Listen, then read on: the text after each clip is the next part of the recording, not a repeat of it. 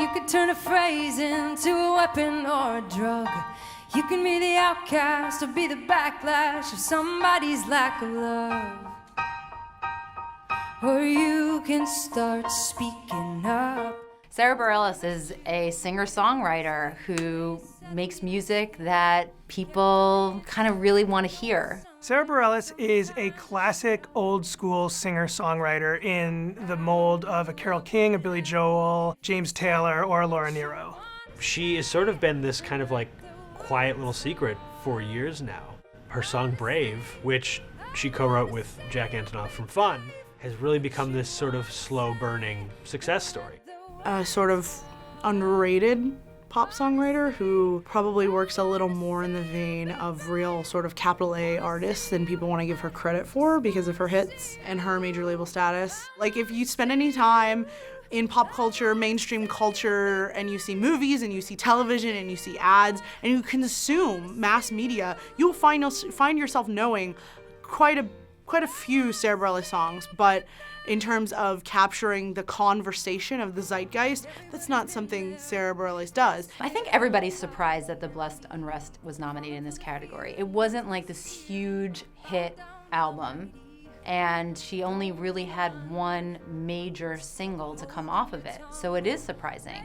I think that most people were very surprised when she got an Album of the Year nomination, considering some of the locks that people thought were going to get in there, Justin Timberlake, Bruno Mars. I was very surprised that her album was on the list. Not because I don't think it's worthy, it's just there really isn't a massive hit single on it. It's not something people were talking about, and yet if you sit down and listen to it, it's a really good record. Part of me wants to congratulate the Grammy voters for picking an album that had nothing to do with the hype cycle.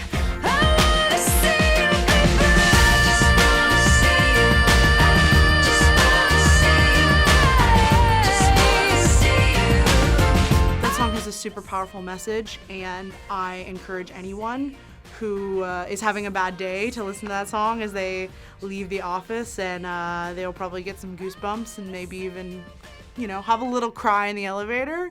Nobody has to know about it. If that song doesn't make you feel something, then I'm worried about you. Even the video, which is certainly charming, watching, you know, Sara dancing and a lot of people of different shapes and sizes and dance abilities. You know, it's that sort of, you know, dance like no one was watching idea. It was a right sentiment to express this year. Marriage equality and gay rights in general sort of were at a different place in the discussion. That was a right song to be out there. The coolest thing is that in sharing that message, that very personal message, you know, people have been so willing to be vulnerable right back, and you know, they're writing me notes and stories about what Brave has inspired them to do in their lives. There's a video that's kind of gone viral online of a children's cancer ward in Minnesota. The staff put together this video that was very similar to the music video of Brave, and it's heart-wrenching and gorgeous and beautiful and heartbreaking at the same time. And I think it's a message I'm so happy to be able to be the voice for.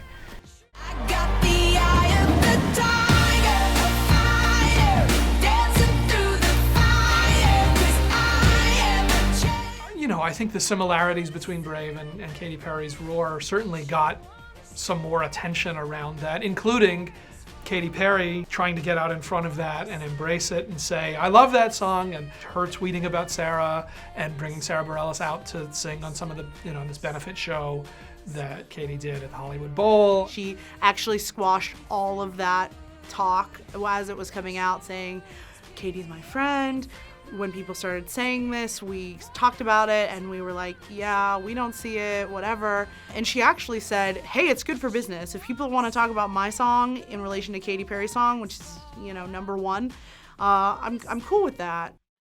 You can have Manhattan. I know it's for the best. I'll gather up the avenues and leave them on your doorstep.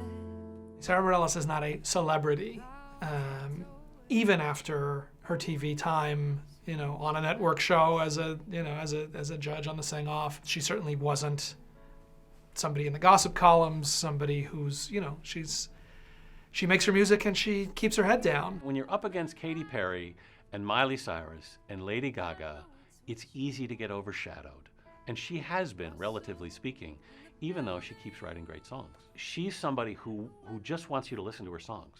Her songs do all of the talking for her. There's something to be said for singer-songwriters that are not these pop stars that have certain looks or outfits or are known for who they're dating and all that stuff. So people will respect someone who traditionally just wants to put out good music.